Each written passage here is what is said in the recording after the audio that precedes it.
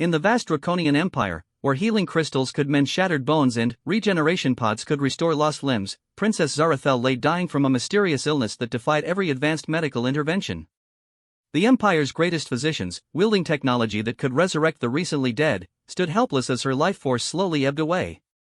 But, sometimes, the most profound solutions come from the most unexpected sources. Sometimes, it takes human eyes to see what advanced civilizations have overlooked. Sometimes, the answer lies not in sophisticated medical equipment or ancient healing magic, but in the simple act of looking where no one else thought to search.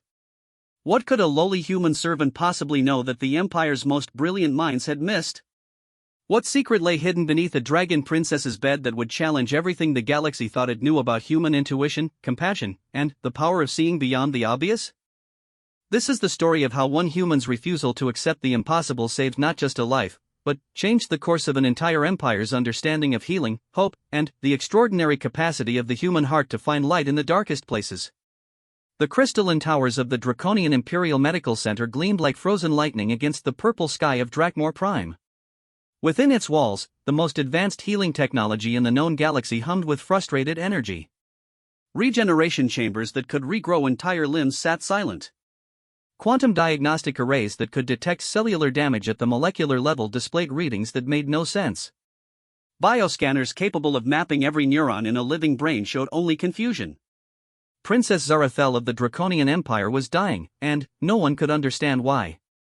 Marcus Chen wiped down another medical instrument with methodical precision, his human hands steady despite the chaos surrounding him. As one of the few human servants permitted within the medical center's inner sanctum, he had grown accustomed to being invisible. The Draconian physicians barely acknowledged his presence as they rushed between diagnostic stations, their scaled faces tight with worry and professional frustration. "Run the cellular reconstruction sequence again," commanded Chief Medical Officer Karathan, his massive frame hunched over a holographic display that showed the princess's vital signs in pulsing red. The dragon's eyes, each the size of Marcus's fist, reflected a deep amber glow of concern. "There must be something we're missing." Dr. Vexera, her emerald scales catching the overhead lights, shook her serpentine head. "We've run every test in our medical database 3 times. Her cellular structure is stable. Her organs show no signs of disease or trauma.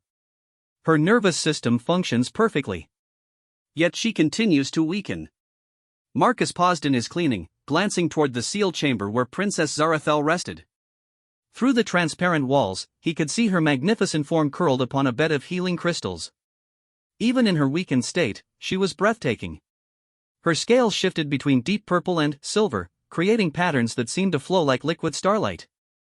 Her breathing was shallow but regular, and her eyes remained closed in what the doctors hoped was healing sleep rather than unconsciousness. "Perhaps," suggested Dr. Kelmoth, his ancient voice carrying the weight of centuries of medical experience, "we should consider that this illness originates from beyond our current understanding." The princess spent considerable time in the outer sectors recently, investigating the human colonies. "You suggest contamination from human space?" Karathan's tone carried a hint of distaste. "Our medical protocols screen for all known human pathogens. Besides, dragons are immune to most carbon-based biological agents."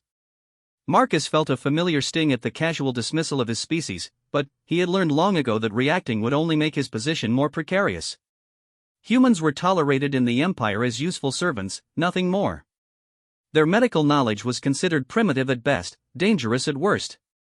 "Not contamination," Kelmoth clarified, adjusting the neural interface that connected him directly to the medical center's vast database. "But perhaps exposure to some element or condition that our screening cannot detect. Something uniquely human in nature that affects draconian physiology in unexpected ways." Dr. Vexera pulled up another holographic display, this one showing the princess's recent travel logs. She spent 3 months on Terra Nova 7, studying human agricultural methods. She also visited the human mining colony on Kepler Station and attended several cultural exchange events on New Earth. All locations with standard decontamination protocols, Karathan rumbled. She followed every safety procedure. Marcus continued his work, moving between the various medical stations with practiced efficiency. He had been assigned to this section for over 2 years, long enough to understand the complex rhythms of the medical center.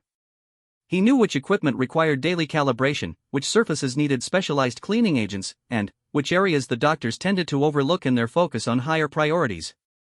As he worked, he listened to the ongoing discussion with growing unease. Not because he disagreed with their medical expertise, but because something about their approach felt fundamentally wrong. They were treating the princess like a malfunctioning machine rather than a living being. Their scanners could map every cell, but they seemed to have forgotten that healing sometimes required more than technical precision.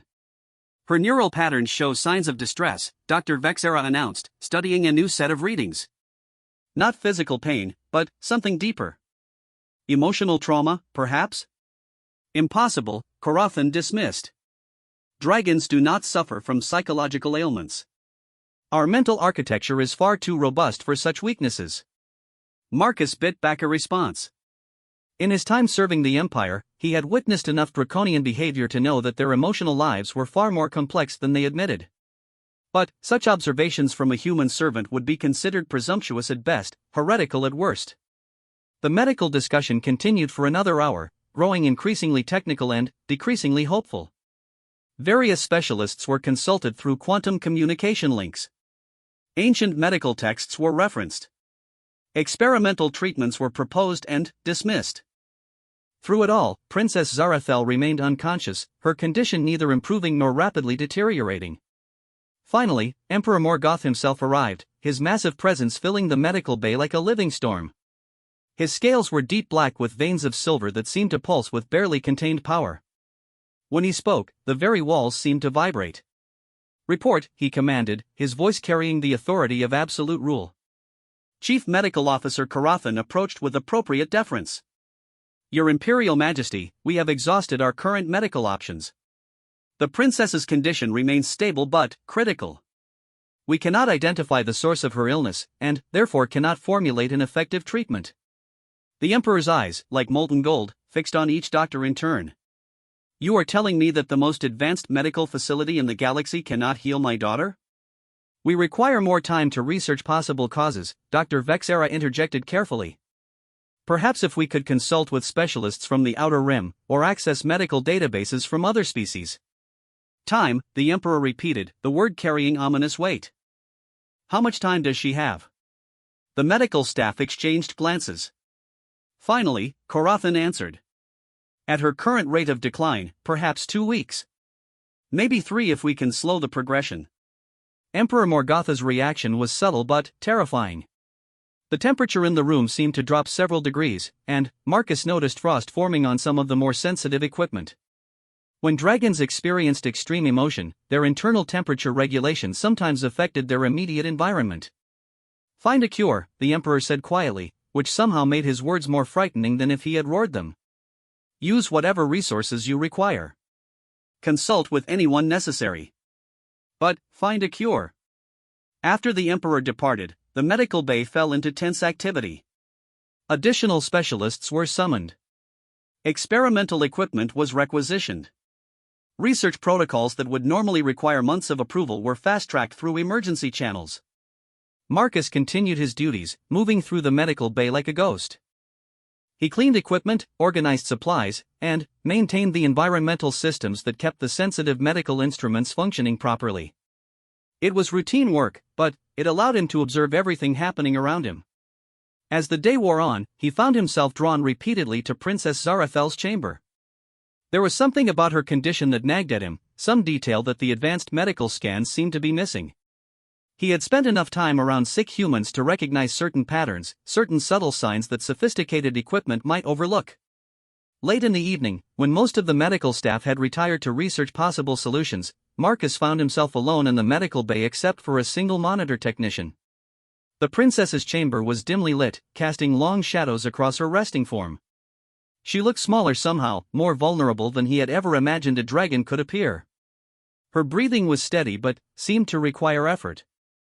Her scales, normally vibrant, appeared dull and lifeless. Most concerning to Marcus was something the medical scans couldn't measure: she looked deeply, profoundly sad. He approached her chamber, knowing he was probably violating multiple protocols but unable to stop himself. The transparent walls were designed to maintain sterile conditions while allowing visual monitoring. Various displays showed her vital signs, all within acceptable ranges but trending slowly downward.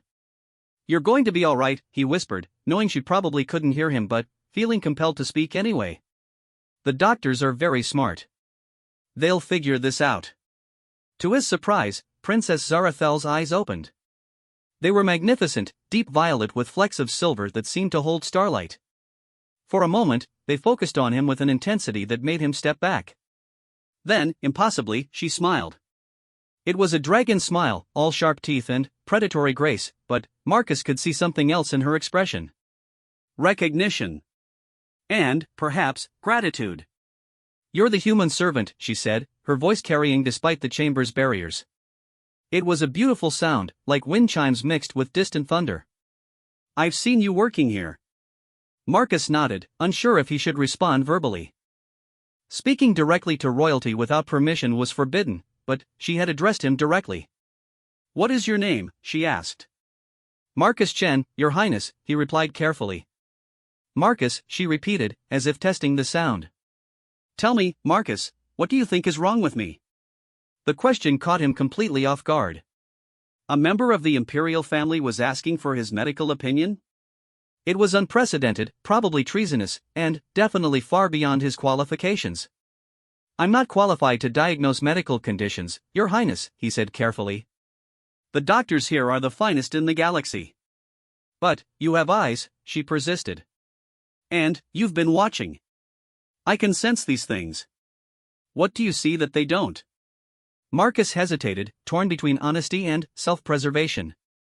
Finally, he decided that if a dying princess was asking for his perspective, he owed her the truth. "You look sad," he said simply. "Not sick. Sad." Princess Zarathel's eyes widened slightly, and, for a moment Marcus thought he had overstepped catastrophically. Then, she laughed, a sound like silver bells mixed with rumbling thunder. "Sad," she repeated. "Yes, Marcus. I am very, very sad." Before he could respond, the sound of approaching footsteps echoed through the medical bay. Marcus quickly returned to his cleaning duties, but Princess Zarathel's words echoed in his mind long after the medical staff returned to their posts. The doctors could scan every cell in her body, but none of them had thought to ask her how she felt. They could map her neural patterns, but they couldn't see the emotion behind them. They were looking for a disease when maybe, just maybe, they should be looking for something else entirely. As Marcus completed his shift and prepared to leave for the night, he found himself planning something that was either brilliant or incredibly stupid. Maybe both. But if the princess was sad rather than sick, then perhaps the solution lay not in medical technology but in understanding why a dragon princess who had everything the galaxy could offer was dying of a broken heart. And perhaps, just perhaps, a human servant who knew what it felt like to be overlooked might be uniquely qualified to see what everyone else had missed. Marcus arrived early for his next shift, his mind racing with possibilities he couldn't quite articulate. The medical bay was quieter than usual, with several doctors attending an emergency consultation about Princess Zarathel's case. This gave him an opportunity he had been hoping for since his conversation with the princess the previous evening. The cleaning protocols required him to service the princess's chamber daily, but normally this happened when medical staff were present to supervise. Today, however, Dr. Vexera was the only physician in the immediate area, and she was deeply engrossed in analyzing quantum cellular resonance patterns on the far side of the bay. Marcus approached the princess's chamber with his standard cleaning equipment, but his real focus was on observation. If Princess Zarathel was suffering from sadness rather than disease, then, perhaps there were environmental factors the medical scans were missing.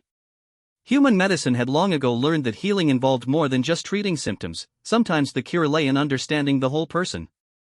Princess Zarathel appeared to be sleeping, her breathing slow and steady. The medical displays showed stable but gradually declining vital signs. Her scales had lost even more of their luster overnight, appearing almost gray in the chamber's artificial lighting. As Marcus began the cleaning routine for the external sensors and environmental controls, he noticed something that made him pause. The chamber's atmospheric composition was perfectly calibrated for draconian physiology, optimal temperature, humidity, and gas mixture. The healing crystals beneath her were arranged according to traditional therapeutic patterns. The lighting mimicked the natural spectrum of Drakmor Prime's twin suns. But something was missing. Marcus had spent enough time around homesick humans to recognize the subtle signs of emotional distress that manifested as physical symptoms. Humans called it heartbreak, and, while dragons claimed immunity to such psychological ailments, Marcus was beginning to suspect that emotional pain might transcend species boundaries. "You're back," came the princess's voice, soft but clear. Marcus looked up to find her violet eyes watching him with alert intelligence. "Your Highness. I didn't mean to wake you." "You didn't. I haven't been sleeping well." She shifted slightly, and Marcus noticed how the movement seemed to require effort. "The doctors think I need more rest, but rest doesn't help when your thoughts won't be still." This was definitely territory Marcus shouldn't venture into, but the princess's obvious distress overrode his caution. "What kinds of thoughts, Your Highness?" Princess Zarathel was quiet for so long that Marcus began to think she wouldn't answer. Then, quietly, she began to speak. "Tell me about humans, Marcus. About how they live." The request surprised him. "I'm not sure what you mean, Your Highness. During my visits to human colonies, I observed something that confused me. Humans form what they call families, yes. Not just biological relationships, but chosen connections. They care for individuals who are not their offspring, not their genetic material. They sacrifice for people who provide no strategic advantage." Marcus nodded slowly. "We do. And they create spaces together. Homes. Not just functional shelters, but places of emotional significance. I watched human families in their homes, and there was something there that I couldn't quantify. Something that made the spaces more than just buildings." "Warmth," Marcus said without thinking. "We call it warmth. Not temperature, but feeling." Princess Zarathel's eyes fixed on him intently. "Yes. Warmth. And, when humans are separated from this warmth, they become ill. Not from disease, but from its absence." Marcus was beginning to understand where this conversation was leading, but he was also becoming aware of how dangerous this territory was for both of them. Still, he couldn't ignore the pain in her voice. "Your Highness, have you been separated from something important to you?" The question hung in the air between them like a charged particle. Princess Zarathel's scales shifted color slightly, deepening to a darker purple that Marcus had learned indicated strong emotion in draconians. "Dragons do not form attachments," she said finally, but her voice carried no conviction. "We are taught that emotional bonds are weaknesses that compromise judgment and effectiveness." "But?" Marcus prompted gently. "But, I spent 3 months living among humans, and I experienced something I was not prepared for. I formed what you might call friendships. I experienced what you call warmth. And, when I returned to the Empire..." She trailed off, looking away. Marcus waited, understanding instinctively that pushing would only cause her to retreat. "The Imperial Palace is magnificent," she continued eventually. "Every comfort, every luxury, every convenience the galaxy can provide. But, it is not warm, Marcus. It is cold and beautiful and perfect, and it is slowly killing me." The admission hung between them like a confession of treason. In draconian society, expressing such emotional vulnerability could be seen as a fundamental weakness unfitting for royalty. "Where do you sleep, Your Highness?" Marcus asked quietly. The question seemed to surprise her. "In the Imperial Suite, of course." "Why do you ask?" "Just curious about your routine. Sometimes environmental factors can affect health in unexpected ways." It was a careful half-truth. Marcus was indeed thinking about environmental factors, but not in the way the medical staff had been approaching them. "The suite is quite large," Princess Zarathel said slowly. "Traditional draconian design. High ceilings, crystal formations, optimal acoustics for draconian vocal ranges. Very proper." "Do you sleep alone?" The question was definitely crossing professional boundaries, but Marcus had to know. "Of course. Dragons value privacy and independence. Sharing sleeping spaces is considered primitive behavior." Marcus nodded, pieces of a theory beginning to form in his mind. "Your Highness, during your time with humans, what were your sleeping arrangements?" Princess Zarathel's expression became thoughtful. "The human families insisted I stay in their homes rather than using official diplomatic facilities. They said it would help me understand their culture better. I had a room in each home, but..." She paused, as if deciding whether to continue. But, what? The children would often visit my room before sleep. They called it saying goodnight. And, sometimes, the family pets would sleep nearby.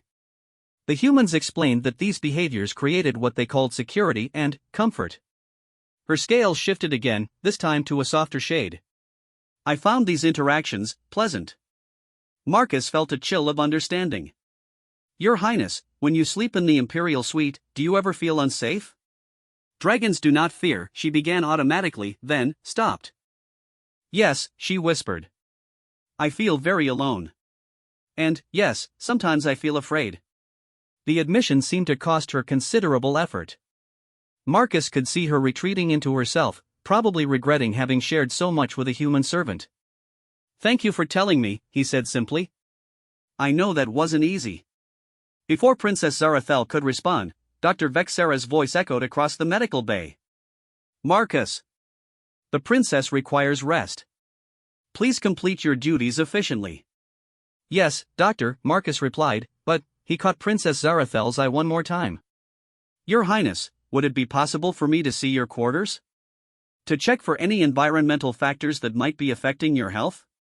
It was a bold request that could easily be interpreted as grossly overstepping his position. But Princess Zarathel seemed to understand what he was really asking. I will arrange it, she said quietly. Marcus finished his cleaning duties with his mind racing. His theory was still incomplete, but he was beginning to suspect that Princess Zarathel's illness had nothing to do with exotic pathogens or mysterious diseases. Instead, she might be suffering from something that human psychology recognized but draconian medicine didn't account for: profound loneliness. The rest of his shift passed slowly, with Marcus performing his duties while mentally cataloging everything he knew about isolation-related health problems in humans. Depression could manifest as physical symptoms. Loneliness could compromise immune system function. Social isolation could literally be fatal under certain circumstances. But, translating human psychological concepts to draconian physiology would require careful consideration. Dragons were obviously different from humans in fundamental ways, but perhaps their emotional needs weren't as different as their society claimed. Late in the afternoon, an Imperial guard appeared in the medical bay and approached Marcus. The princess has requested your presence in her quarters this evening. You will be escorted and supervised at all times. Dr. Vexera looked surprised and mildly alarmed. Is there some service required that our medical staff cannot provide? Environmental assessment, the guard replied curtly. The princess wishes to ensure all possible factors are being considered for her treatment. Marcus could see the physician's internal struggle between questioning royal decisions and maintaining professional deference. Deference won, as it always did. Very well. Marcus, you will report any observations that might be medically relevant. Yes, Doctor. That evening, Marcus found himself being escorted through corridors of the Imperial Palace that he had never seen before.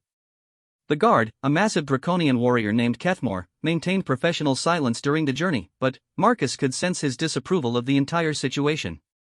The Imperial family quarters were exactly what Marcus had expected: magnificent, imposing, and utterly impersonal. The corridors were wide enough for dragons to navigate comfortably, with soaring ceilings decorated with crystal formations that created beautiful but cold patterns of light. Everything was perfectly symmetrical, aesthetically flawless, and emotionally sterile. Princess Zarathel's suite was enormous by human standards. The main chamber could have housed a dozen humans comfortably. The ceiling stretched up into darkness, with bioluminescent crystals providing subdued lighting. Her sleeping area featured a raised platform surrounded by traditional draconian comfort features: temperature-regulated stones, acoustic dampening fields, and privacy shields. It was, Marcus realized, designed for a creature that didn't need emotional connection.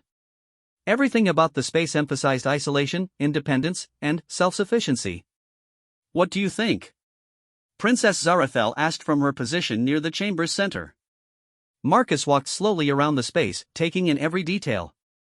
The guard remained near the entrance, watching his every move with suspicious intensity. It's very impressive, Your Highness, Marcus said carefully. Very fitting for someone of your station.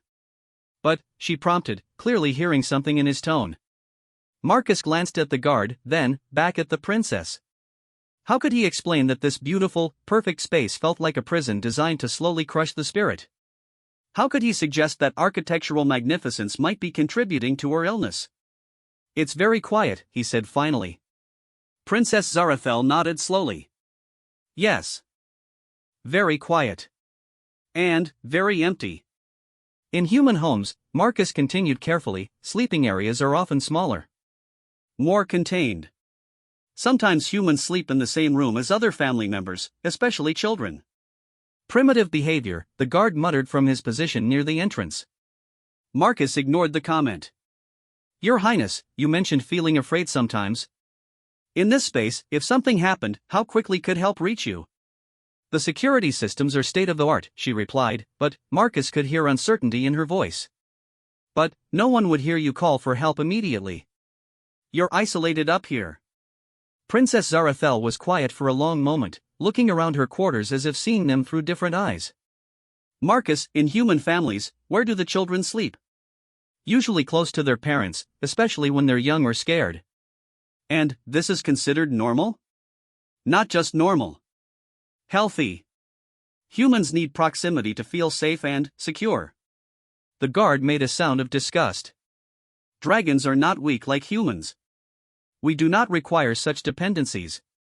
For the first time since Marcus had met her, Princess Zarathel's expression hardened. When she turned toward the guard, her voice carried unmistakable royal authority. "Kefmore, you will return to your post. I require privacy for this consultation." The guard's protest died in his throat. Royal commands were absolute, regardless of personal opinions. After he departed, Princess Zarathel turned back to Marcus. "Show me," she said simply. "Show me what a human sleeping space looks like." Marcus felt the weight of what she was asking. He was being invited to redesign a royal chamber according to human psychological needs. It was unprecedented, potentially treasonous, and possibly the most important thing he would ever do. "First," he said, looking around the vast chamber, "we need to make it smaller." Marcus spent the next hour walking Princess Zarathel through concepts that felt revolutionary in draconian society but were basic human psychology. He explained how smaller spaces could create feelings of security rather than confinement. He described how humans arranged sleeping areas to maximize both comfort and the sense of protected rest. Most importantly, he talked about the psychological benefits of knowing that help and companionship were nearby. Princess Zarathel listened with the intensity of someone discovering a new language. She asked detailed questions about human family dynamics, sleeping arrangements, and the ways that environmental design could support emotional well-being rather than just physical comfort. "In human homes," she said thoughtfully, "the sleeping spaces are designed to make the inhabitants feel safe rather than impressive." Exactly. A human bedroom is supposed to be a refuge, not a display of status. And children often sleep near their parents? When they're young, yes. Or when they're frightened or unwell. Physical proximity provides emotional security. Princess Zarathel was quiet for several minutes, examining her quarters with new eyes. The magnificent chamber suddenly seemed less like a royal suite and more like an elegant prison cell. "Marcus," she said finally, "I want to try something. But I need your help, and I need your promise that you will not share what I'm about to tell you with anyone." The request sent a chill through Marcus. Royal secrets were dangerous territory for servants. But the princess's obvious distress overrode his caution. "I promise, Your Highness. During my time with human families, I learned something that I have never told anyone. Something that would be considered deeply shameful in draconian society." Marcus waited, sensing that interrupting would break whatever fragile trust was forming between them. "I learned to sleep with what humans call comfort objects. The children in the families I stayed with had toys, blankets, and other items that helped them feel secure during rest. At first, I found this behavior puzzling. Dragons are taught that such dependencies are signs of weakness." She paused, her scales shifting to a softer shade of purple. "But one night, during a severe storm on Terra Nova 7, the human family I was staying with gave me a blanket that had been used by their children. They said it would help me feel less alone. And it did, Marcus. For the first time in my life, I slept without fear." Marcus felt pieces of the puzzle clicking into place. "What happened to the blanket, Your Highness?" "I brought it back with me, hidden among my diplomatic materials." It has been concealed beneath my sleeping platform since my return. Her voice dropped to barely above a whisper. I have been sleeping with it every night, but I am too ashamed to let anyone know. The admission hung between them like a bridge across an impossible chasm. A dragon princess, heir to the most powerful empire in the galaxy, had been secretly clinging to a human child's blanket for comfort. Your Highness, Marcus said carefully, there is nothing shameful about needing comfort. Humans understand that emotional security is as important as physical safety. Dragons do not, with respect, Your Highness. Maybe dragons need comfort too, but your society doesn't allow you to admit it. Princess Zarathel stared at him for a long moment. Then, to his amazement, she laughed. It was not the polished, controlled sound he might have expected from royalty, but something genuine and slightly desperate.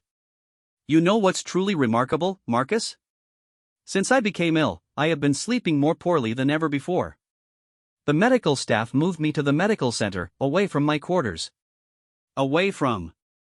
She trailed off, understanding dawning in her eyes.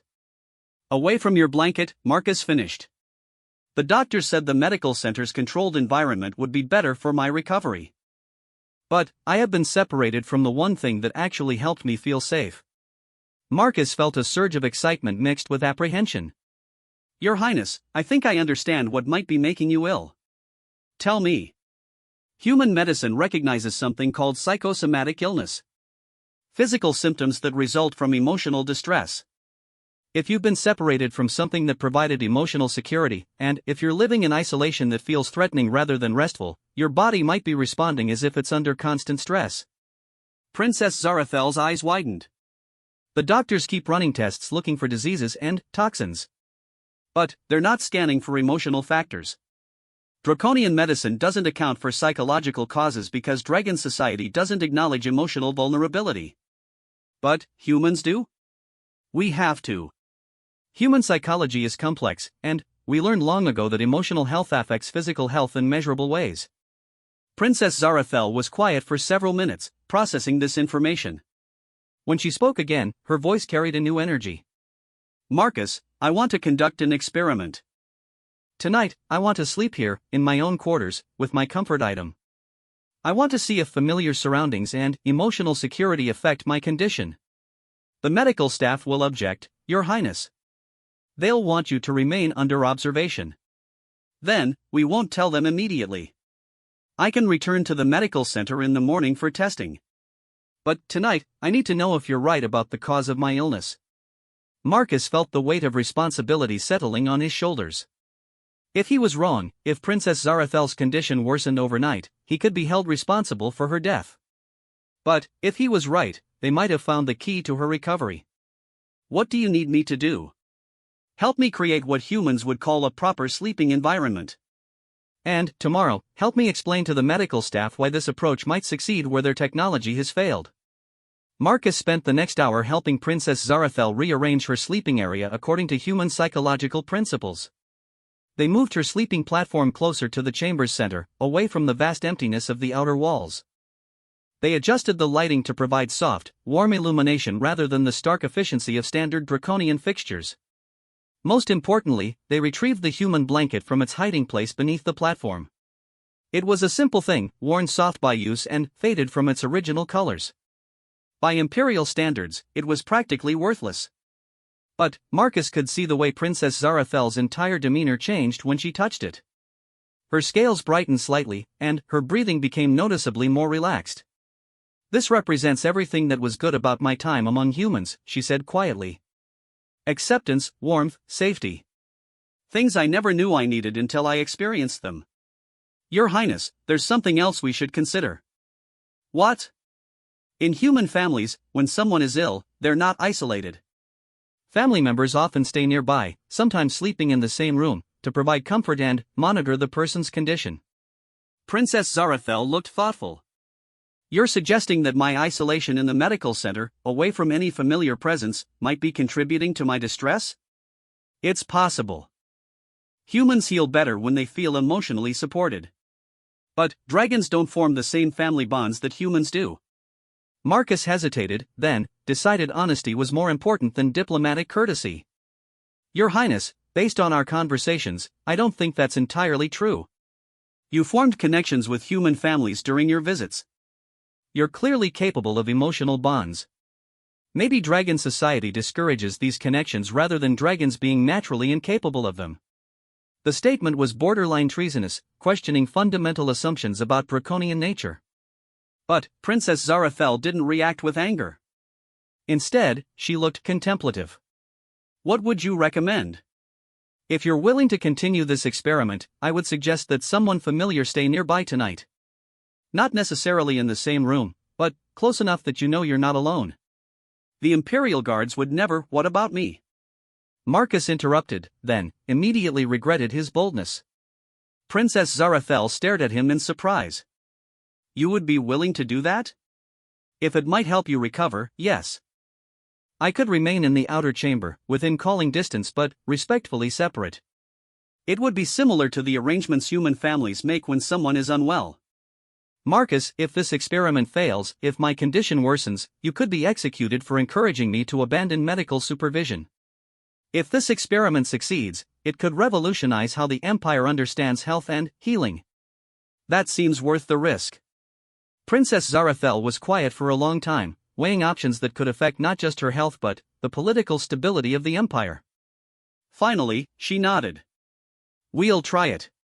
But, Marcus, you must promise me something. Anything, Your Highness. If my condition worsens during the night, you must immediately contact the medical center. My personal feelings are not worth risking my life or your safety. I promise. As evening deepened into night, Marcus found himself in the unprecedented position of keeping vigil over a dragon princess. He remained in the outer chamber, close enough to hear if she called for help but far enough away to maintain proper respect for her privacy. The arrangement felt strange and revolutionary.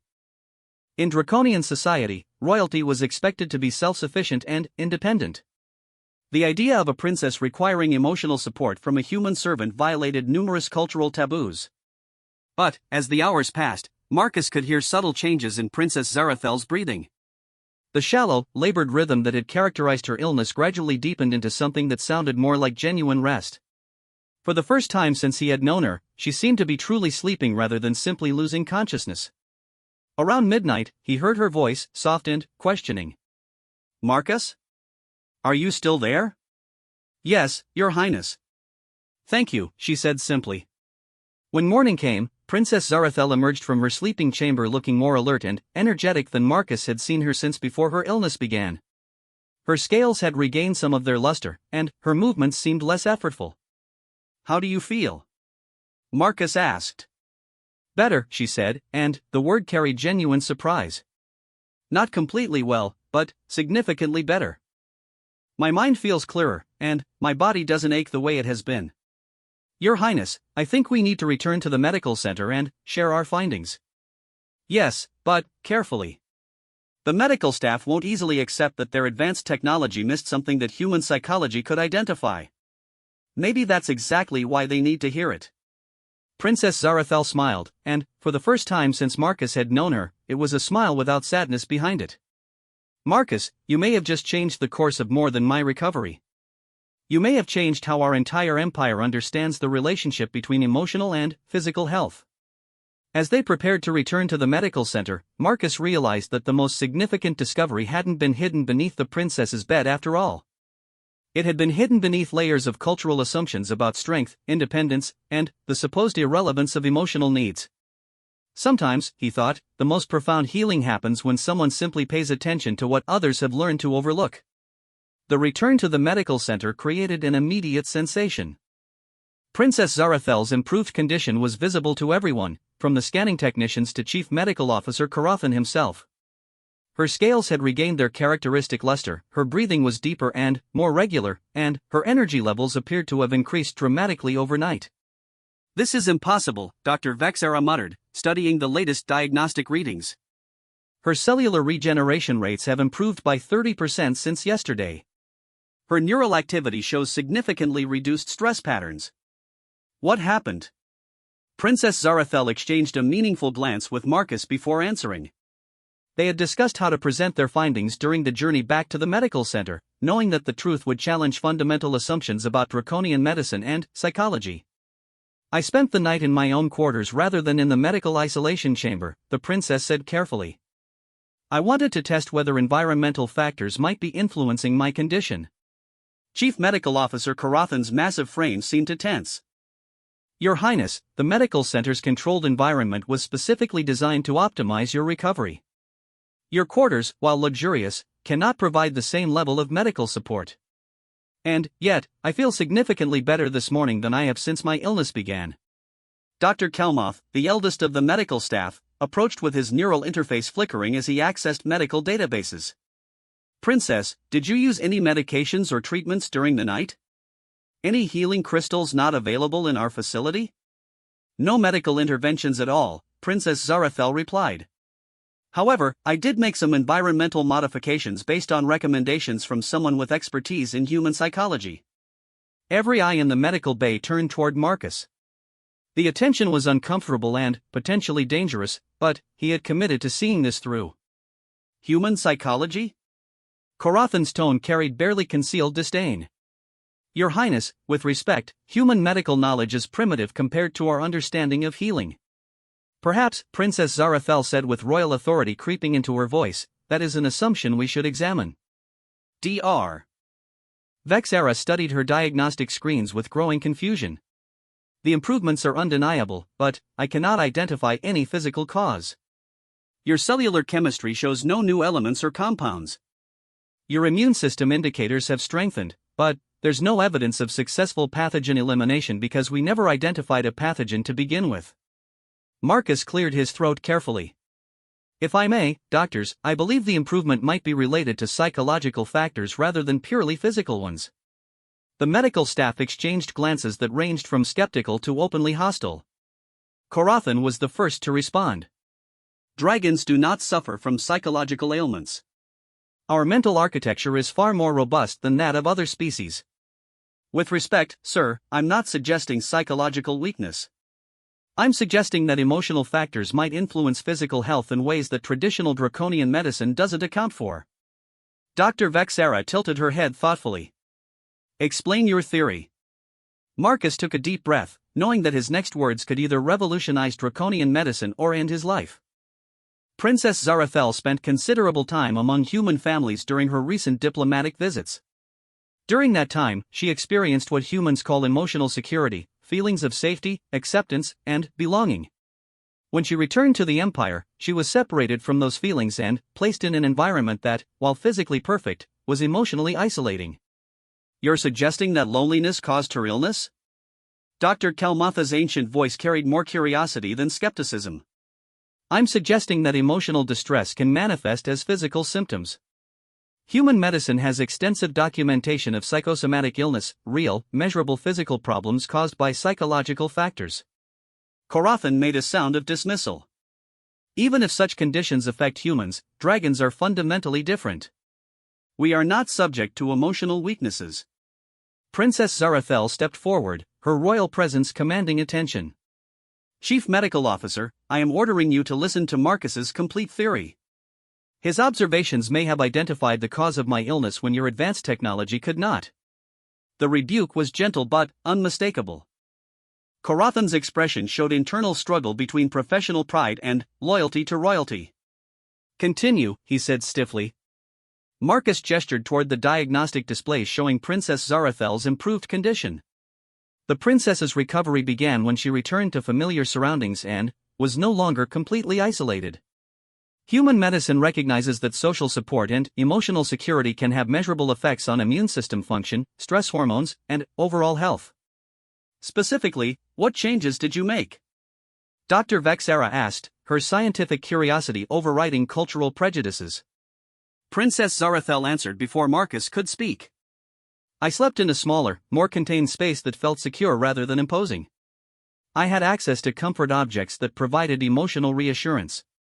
And I was not completely alone. Marcus remained nearby in case of emergency, which eliminated the isolation that had been contributing to my distress.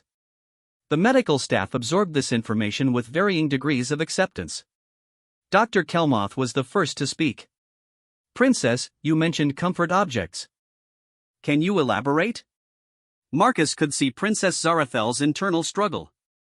Admitting to using what draconian society would consider childish dependencies could damage her political standing. But her commitment to understanding her illness overrode personal pride. During my time with human families, I learned that humans often use objects like blankets or toys to provide emotional security during sleep. I acquired such an object during my travels and found that it helped me rest more peacefully. The silence that followed this admission was profound. The idea of a dragon princess requiring a comfort object challenged fundamental assumptions about draconian psychology and social structure. Finally, Dr. Vexera spoke. "Princess, are you saying that contact with this object improved your physical condition?" "Significantly. My sleep quality improved immediately, and my overall sense of well-being increased throughout the night." Karathan was studying his diagnostic equipment as if it had betrayed him. "The readings are consistent with her report, but the cause and effect relationship seems impossible according to our understanding of draconian physiology." "Perhaps," Marcus suggested carefully, "the issue is with our understanding rather than with the physiology." Dr. Kelmotha's neural interface was flickering rapidly as he accessed vast databases of medical knowledge. "I am finding limited references to emotional factors in draconian health records, but they do exist.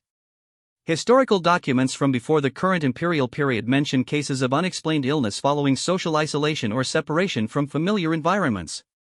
"Those records were dismissed as unscientific," Karathan pointed out. "Perhaps they were dismissed too quickly," Princess Zarathel interjected.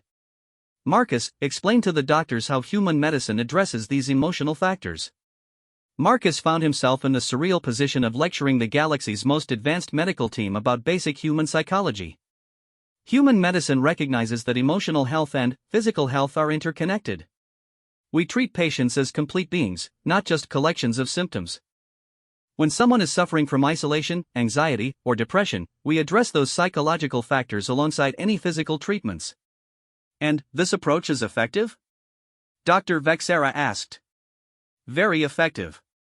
Humans have documented cases where emotional support and psychological intervention succeeded when purely physical treatments failed." Dr. Kelmoth was deep in thought, his ancient mind processing information from multiple sources. "Princess, during your illness, did you experience what humans might call emotional symptoms alongside the physical ones?" "Yes. Sadness, loneliness, and fear. I assumed these were natural responses to being ill." "What if it was the reverse?" Marcus suggested. "What if the emotional distress was the primary condition, and the physical symptoms were secondary effects?" Karathan was clearly struggling with concepts that challenged his entire medical worldview. "Even if we accept this theory, how would we treat such a condition? Our medical technology is not designed to address emotional factors." "You don't need new technology," Marcus said. "You need to change your approach to patient care. Instead of isolating sick individuals, provide social support. Instead of sterile perfection, create environments that feel safe and comforting. Instead of treating symptoms, treat the whole person." Princess Zarathel moved to a nearby chair, settling herself with obvious care. "Doctors, I propose that we continue this experiment under controlled conditions. I will spend additional nights in modified environments while you monitor my condition. If my theory is correct, we should see continued improvement. If it's wrong, we can return to traditional treatments." "Your Highness," Karathan said slowly, "if you are correct, the implications extend far beyond your individual case. We would need to reconsider fundamental assumptions about draconian medicine and psychology. Perhaps that reconsideration is overdue." Dr. Vexera had been studying her diagnostic equipment throughout the conversation.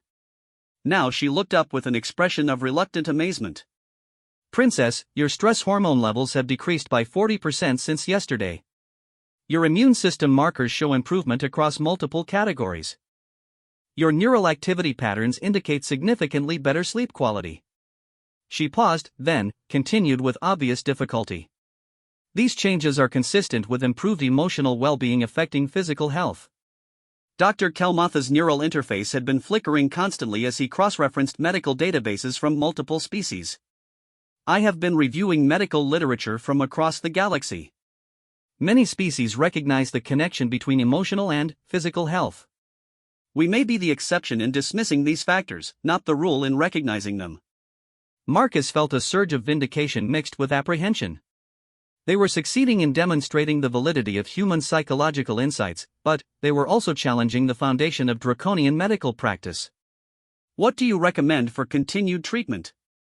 Karathan asked, his professional commitment to patient care overriding his cultural resistance.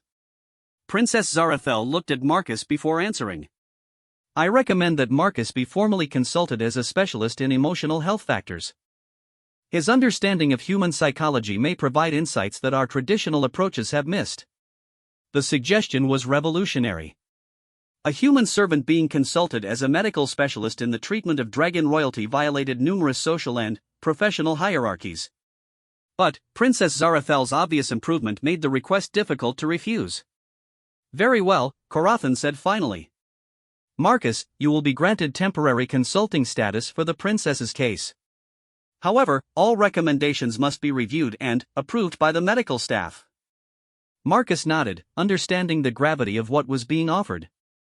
He was being given an opportunity to bridge two completely different approaches to healing, potentially revolutionizing how the most advanced civilization in the galaxy understood the relationship between mind and body. Thank you, Chief Medical Officer. I promise to do everything I can to help Princess Zarathel recover fully. As the medical staff dispersed to process this new information and plan modified treatment protocols, Princess Zarathel approached Marcus with an expression of gratitude and anticipation. Marcus, you have already changed how I understand my own illness. Now you have the opportunity to change how the entire empire approaches medicine and healing. I hope I'm worthy of that opportunity, Your Highness. You've already proven that you are. Now we need to show them that sometimes the most advanced healing comes from simply paying attention to what patients actually need rather than what medical theory says they should need. Marcus realized that they had moved far beyond treating a single case of mysterious illness.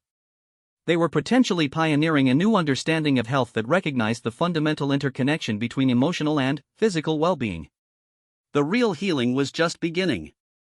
3 months after Princess Zarathel's recovery began, the Draconian Imperial Medical Center had become something unprecedented, a place where the galaxy's most advanced technology worked alongside insights from human psychology to create a revolutionary approach to healing. Marcus stood in what had once been a sterile diagnostic bay, now transformed into something that looked more like a comfortable living space than a medical facility. The harsh lighting had been replaced with warm, adjustable illumination. The isolated treatment chambers had been redesigned to allow for companion seating and family presence. Most remarkably, the medical staff had begun asking patients about their emotional state as routinely as they checked vital signs. The results continue to exceed our projections, Dr. Vexera reported, displaying holographic charts that showed recovery rates across multiple conditions. Patients treated with combined physical and emotional support protocols show 30 to 50% faster healing times compared to traditional approaches. Chief Medical Officer Karathan, who had initially resisted the integration of human psychological insights, now served as one of its strongest advocates. The implications extend beyond our medical practice. We are beginning to understand that draconian society may have overlooked fundamental aspects of our own nature. The transformation had not been without controversy. Traditional medical practitioners from across the empire had initially dismissed the new approaches as primitive regression. Conservative political factions had argued that acknowledging emotional vulnerability would weaken the empire's military and diplomatic effectiveness. But the results spoke for themselves. Princess Zarathel had not only recovered completely but had become a powerful advocate for expanding the new treatment methods throughout the empire. Her public acknowledgement of the role that emotional factors had played in her illness had been shocking to traditional draconian society, but it had also opened discussions about aspects of dragon psychology that had been suppressed for generations. Marcus, Princess Zarathel said, approaching him in the medical center's new consultation area, Emperor Morgoth has requested a comprehensive report on our protocols. He's considering implementing emotional health assessments throughout the imperial military. The suggestion was staggering in its implications. The draconian military was the most formidable force in the galaxy, built on principles of absolute discipline and emotional suppression. Acknowledging that soldiers' emotional well-being might affect their physical performance would revolutionize military medicine. Your Highness, I'm honored by the Emperor's interest, but I'm not sure I'm qualified to make recommendations for military applications. You're more qualified than anyone else in the Empire, she replied firmly. You identified patterns that our most advanced medical technology missed. You understood connections that our traditional approaches dismissed. Dr. Kelmoth joined their conversation, his ancient frame moving with more energy than Marcus had seen since first meeting him. Marcus, we have documented over 300 cases where emotional support protocols contributed to improved medical outcomes. The evidence is overwhelming. But there's still resistance from traditional medical establishments? Of course, Dr. Vexera interjected. We are challenging thousands of years of medical orthodoxy. Some practitioners view our approaches as unscientific superstition. Karathan approached their group with a holographic display showing medical data from across the empire. However, resistance is decreasing as results become undeniable. Medical facilities that have adopted emotional support protocols consistently show better patient outcomes than those maintaining purely traditional approaches. Marcus studied the data with amazement. What had begun as a desperate attempt to help one suffering princess had grown into a medical revolution that was spreading across the galaxy's most powerful empire.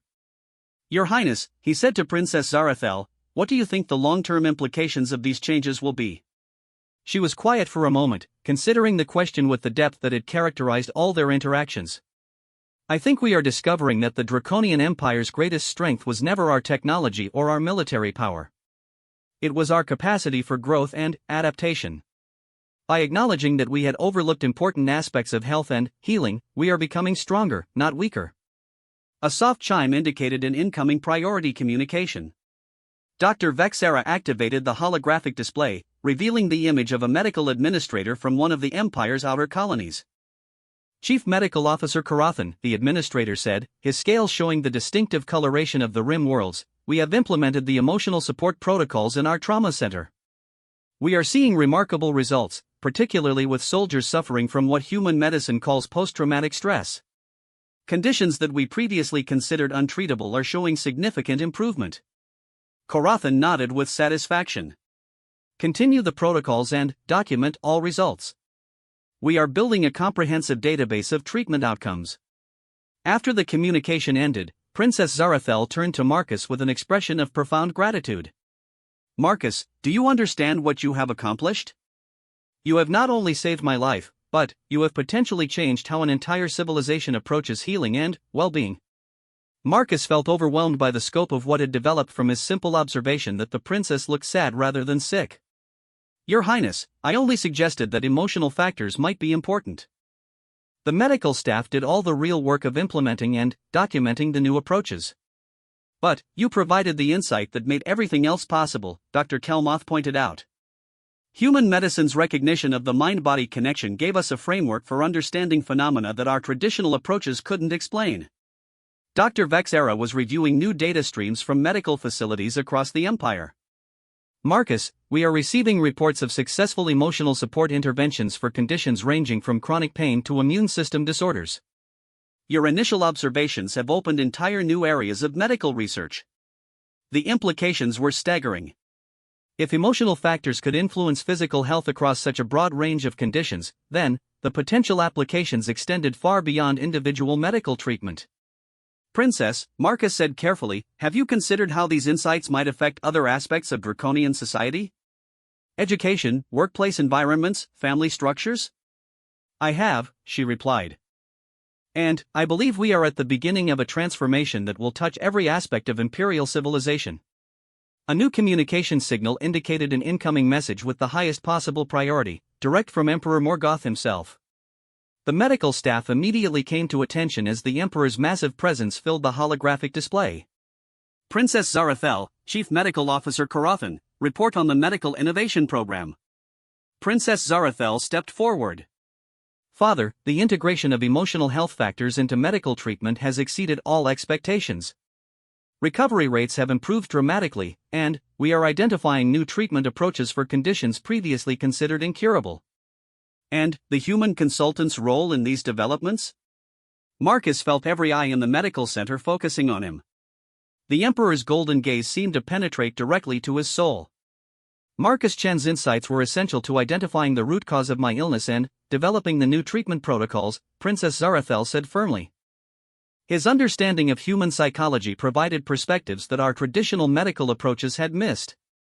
Emperor Morgoth was quiet for several moments, processing this information with the weight of absolute authority. Marcus Chen, the Emperor said finally, his voice carrying across the medical center like controlled thunder, approached the communication array. Marcus felt his legs trembling as he stepped forward.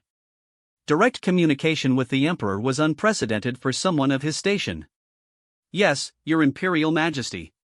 You have demonstrated that wisdom can emerge from unexpected sources. Your contributions to imperial medicine have been noted and appreciated. You are hereby appointed as Special Advisor for Psychological Health Integration, with authority to consult on medical cases throughout the Empire. The appointment was so far beyond anything Marcus could have imagined that he struggled to form a coherent response. Your Imperial Majesty, I am deeply honored. I will do everything in my power to serve the Empire's medical advancement. See that you do. Chief Medical Officer Karathan, you will provide Marcus Chen with whatever resources and support he requires to continue developing these new treatment protocols. Yes, Your Imperial Majesty.